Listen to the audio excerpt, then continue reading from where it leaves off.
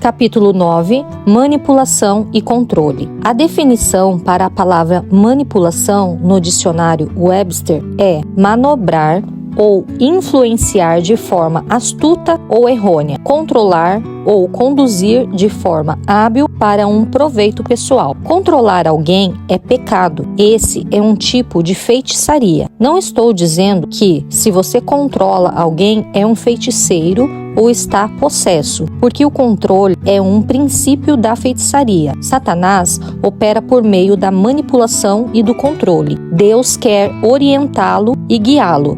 Ele controlará somente se você continuamente lhe der permissão para fazê-lo. Cada vez que Deus me diz: Joyce, quero que você faça isso, digo: Senhor, concordo. O que o Senhor quiser, Deus é isso que quero. Entrego ao Senhor essa área. Quero se o Senhor quiser, mas Deus nunca o forçará a fazer algo sem que você lhe dê o consentimento. De outro lado, o diabo não se importa com a forma como controlará sua vida. Tudo o que ele quer é encontrar uma maneira. Ele controlará você por meio dos poderes demoníacos que vêm contra a sua mente. Ele o fará por meio de outras pessoas,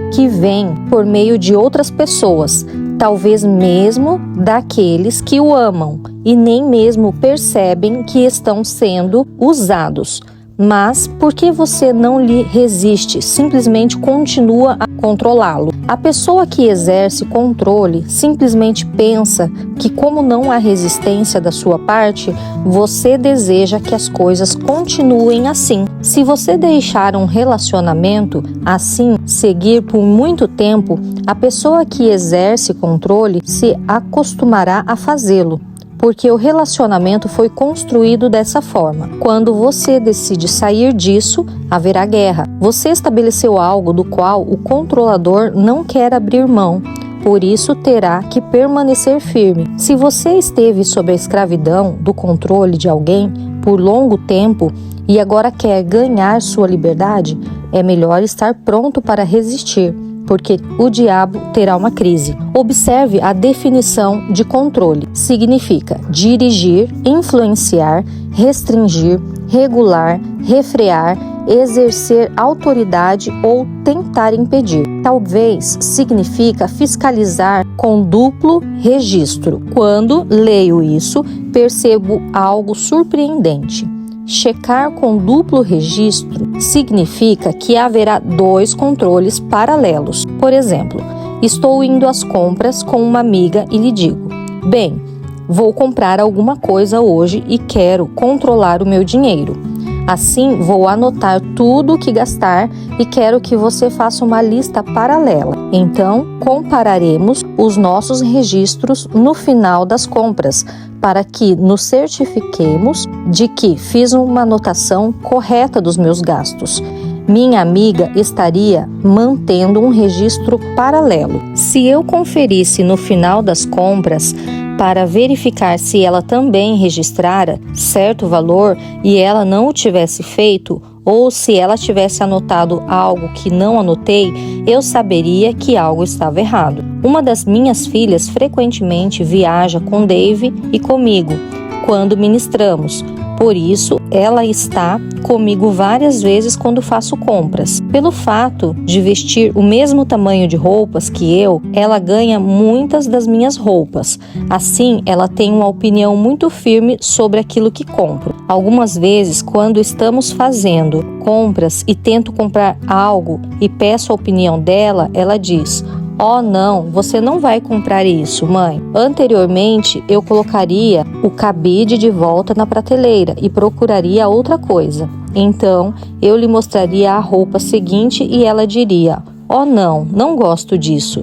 E novamente eu colocaria o cabide de volta no lugar. Mas quando comecei a ensinar essa mensagem sobre rejeição, Deus me mostrou o que realmente estava acontecendo. Por causa da forma como fui criada, sendo abusada por meu pai, que tinha uma personalidade forte, dominadora, controladora e manipuladora, naturalmente eu tinha uma forte raiz de rejeição em minha vida. Se meu pai quisesse comer frango, todos comeriam frango. Se meu pai não quisesse comer legumes, ninguém comeria legumes. Ele controlava tudo o que acontecia na casa. Ele era o tipo de pessoa que se irritava e explodia com frequência. Assim, gastei a maior parte da minha vida apenas tentando mantê-lo feliz, evitando enfrentar o medo, a rejeição e o descontentamento. Acabamos por viver nossa vida dessa forma sem mesmo perceber o que estamos fazendo. E não precisa de o diabo nos controlar totalmente, porque ele pode facilmente usar outra pessoa para fazê-lo por ele. Uma pessoa que nem mesmo tem qualquer mau intento na mente. Minha filha não estava tentando me controlar, ela estava dando a sua opinião. Eu estava deixando a opinião dela me controlar por causa da raiz de rejeição. Haverá um momento em que o diabo tentará controlar você por intermédio de uma pessoa realmente controladora, o que é outro problema. Não direi que o diabo não criará situações para colocar essas pessoas em sua vida, porque ele certamente o fará. Muitas vezes, aqueles que têm um terrível medo de rejeição se casam com alguém com uma vontade forte. Creio que Deus os coloca juntos. Sabe por quê? Porque você nunca vencerá o medo de um homem se não for forçado a confrontá-lo e a enfrentá-lo. Se você sempre procurar por alguém que não o rejeite e sempre disser: não me faça isso, não me faça sofrer, você realmente estará dizendo: não quero confrontar o problema, não quero lidar mais com isso, apenas estarei junto de pessoas mansas, doces, ternas, amorosas, que nunca me darão problemas. Mas isso não funcionará. Cedo ou tarde, para vencer o medo, você terá de resistir a alguém. Talvez seja um chefe, um amigo, um cônjuge ou um filho. Muitas pessoas que têm uma raiz de rejeição têm filhos com vontades determinadas. E a menos que ela lide com os seus próprios medos, seus filhos a controlarão. Eu tinha um medo terrível de desagradar os outros e fazer as pessoas ficarem irritadas. Por isso, sempre tentava manter todos satisfeitos. Eu simplesmente queria manter todos felizes. Não queria que alguém se desapontasse comigo. Eu tentava arduamente ser perfeita e viver minha vida de tal forma que ninguém encontrasse algo errado em mim, pois assim não me rejeitariam, não teria de experimentar essa dor. Receber esse ensino de Deus realmente abriu os meus olhos. Quando percebi a verdade, comecei a levar esse conhecimento em minhas compras com minha filha. Percebi que ela realmente não se importava com o que eu comprava. Ela é uma filha muito boa e submissa, e tudo que eu deveria fazer era dizer-lhe: bem, gostei, por isso vou comprá-lo. E ela teria dito: está bem. E tudo terminaria assim. Ela estava dando a opinião dela, mas o próprio medo de não agradar as pessoas me levava a ser conduzida pela opinião dela, em vez de pelo meu próprio desejo. Outro lado dessa questão é que algumas vezes, quando faço compras com ela, tenho dúvidas se algo ficou bom em mim. Assim pergunto: o que você acha? Algumas vezes ela diz: não, realmente não gosto. E isso serve como uma confirmação de que realmente não devo comprar aquilo. Portanto, há necessidade de equilíbrio. Você não deve ficar irado com isso e começar a dizer a todos ao seu redor: não tente me dizer o que devo fazer, vou fazer o que quiser, e isso não é da sua conta, mantendo o equilíbrio necessário. Tenho aprendido que devemos ter equilíbrio. Sem ele, ouvimos uma grande mensagem de que gostamos e nos inclinamos para este lado, e então ouvimos outra mensagem e nos inclinamos para o outro lado. O que estamos fazendo é nos movendo sem equilíbrio de uma direção à outra. Nunca buscamos o equilíbrio, e creio profundamente que devemos manter o equilíbrio necessário em nossas vidas. Eis porque enfatizo que não estou ensinando rebelião. Não estou dizendo que nunca devemos ouvir a opinião dos outros ou que nunca devemos tentar agradar as pessoas. Certamente queremos manter as pessoas felizes se pudermos. Algumas vezes faço coisas para ver meu marido feliz, porque eu o amo. Mas se eu fizer coisas por causa de manipulação ou controle, odiando o que estava fazendo, sentindo que aquilo não era a vontade de Deus, ou interiormente ressentida, eu estaria desobedecendo a Deus se eu tentasse agradar a Dave, mas uma guerra secreta estivesse explodindo dentro de mim, isso causaria grandes problemas em minha vida e em meu casamento.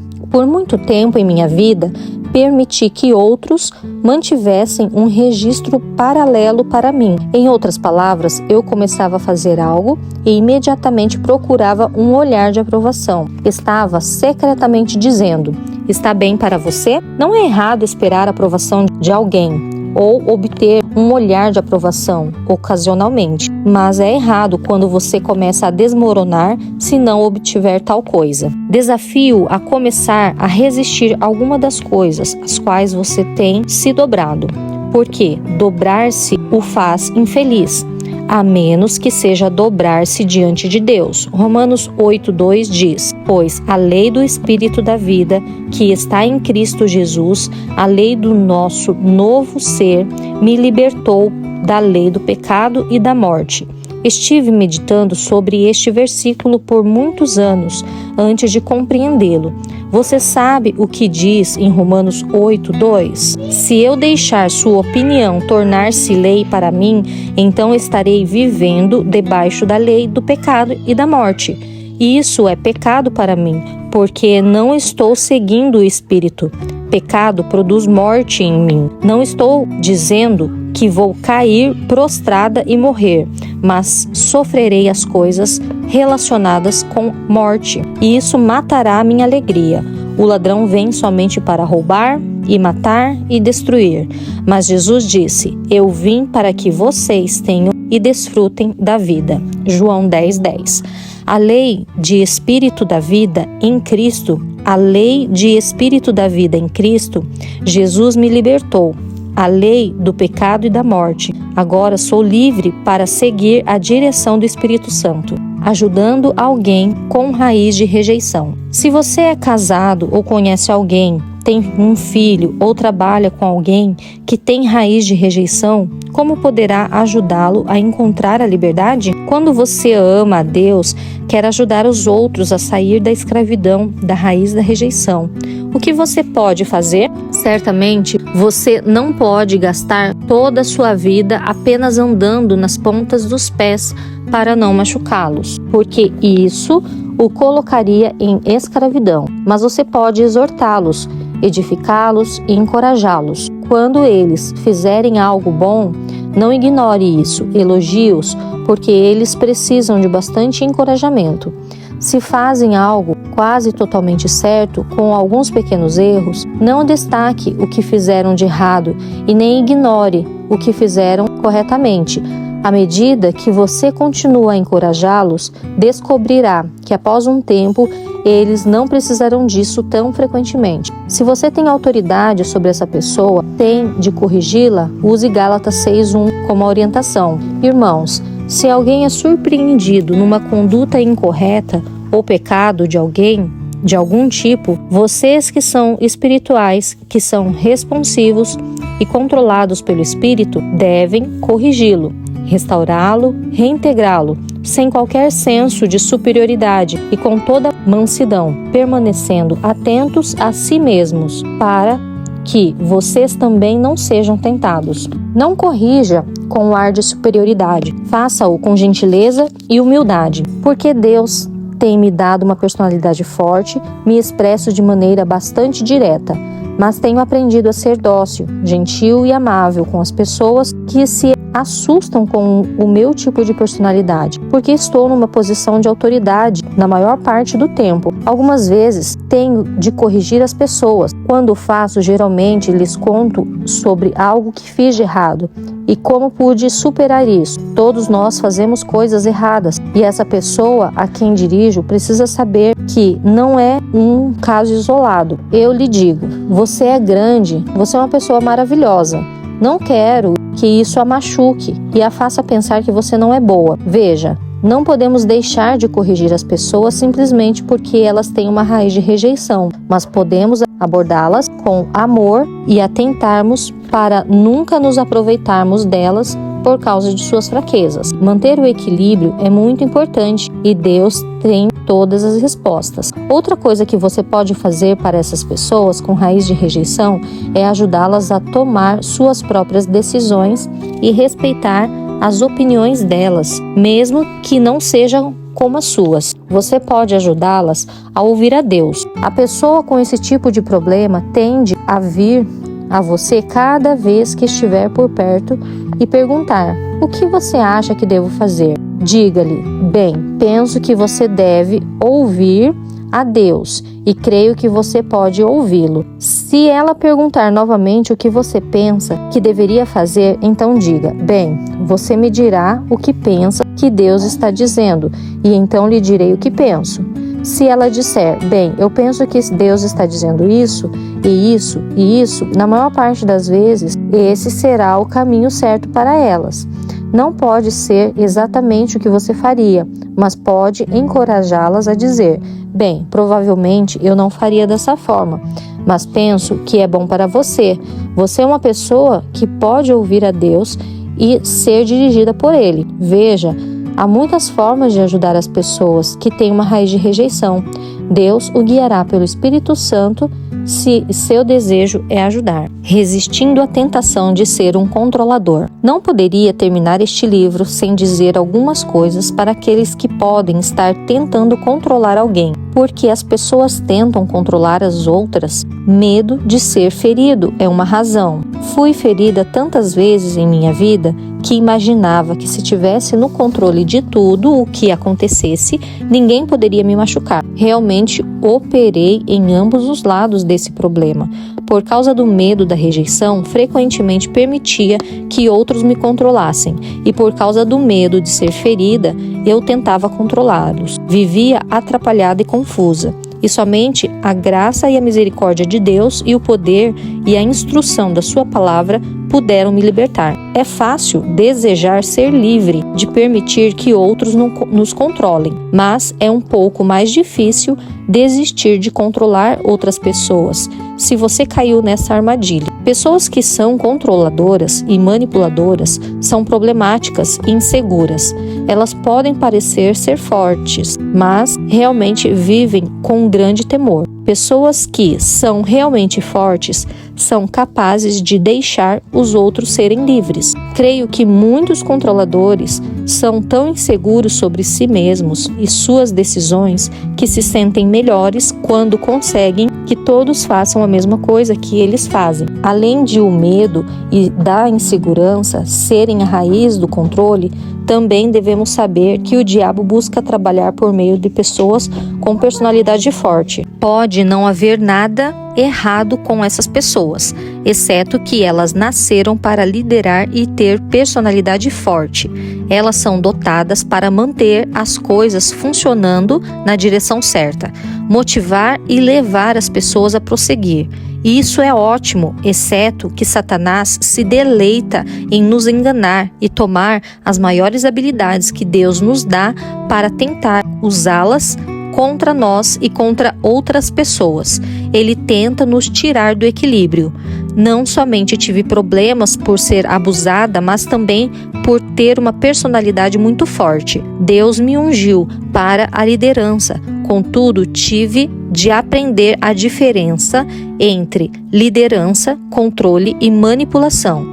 Tive de aprender a guiar as pessoas ao lugar onde Deus queria que fossem e onde elas desejassem ir e não onde eu queria que elas fossem ou fizesse aquilo que eu queria que fizessem.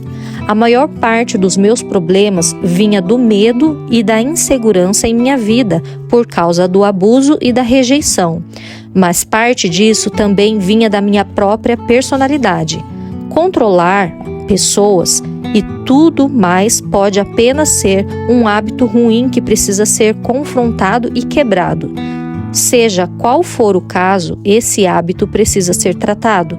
Não é a vontade de Deus que as pessoas se controlem. Tive de aprender que isso era pecado e que, de forma alguma, agradava a Deus, que eu controlasse e manipulasse os outros, ou coagisse a fazer as coisas do meu modo. Se você tem caído em armadilhas por permitir que esses espíritos controladores operem na sua vida, encorajo-o a começar imediatamente a libertar as pessoas e a resistir à tentação que esses espíritos trazem. Quando uma pessoa foi controlada ou é uma controladora, os espíritos envolvidos entrarão em batalha, mas seu desejo para operar na santidade e nos caminhos de Deus prevalecerá. Resista ao diabo com a palavra, o nome e o sangue de Jesus. A palavra de Deus tem poder em si mesmo e é uma espada de 2 gumes com a qual combatemos o inimigo. O nome de Jesus tem todo o poder investido nele. No nome dele oramos e fazemos nossas petições a Deus, o Pai, e firmemente resistimos o inimigo. Há poder no sangue do Cordeiro. Pela fé podemos aplicá-lo em nosso favor e as nossas situações que enfrentamos e experimentamos libertações. Apocalipse 12:11 diz: "E eles venceram, o derrotaram, por meio do sangue do Cordeiro e através do pronunciamento do seu testemunho." Você não foi criado para ser controlado ou ser um controlador. Ambos trazem miséria. Não somente uma pessoa está em escravidão quando permite que outros a controlem, mas também quando necessita entrar no controle. Controlar a vida de outras pessoas é um trabalho árduo. Sinto que tenho muito a fazer para cooperar com Deus com relação ao meu envolvimento com outras pessoas. Não quero interferir na vida de ninguém. Não quero me intrometer nas coisas dos outros. Tenho suficientemente para preocupar comigo mesma. Se algumas dessas áreas estão fora de equilíbrio em sua vida, precisam ser reconciliadas. E isso significa trazê-las de volta no lugar em que deveriam estar antes que o engano de Satanás entrasse em cena. Um grande versículo das Escrituras que gostaria de deixar com você é Colossenses 1:20. E Deus propôs que pelo serviço e intervenção dele, o Filho, todas as coisas fossem completamente reconciliadas consigo mesmo, seja na terra ou no céu, para através dele, Jesus, o Pai, fazer a paz por meio da sua cruz. Todas as áreas de sua vida que estão fora de ordem podem ser reconciliadas por intermédio de Jesus Cristo e da obra que ele realizou na cruz. Comece a crer nisso. Não aceite a escravidão, mas determine-se a ser livre.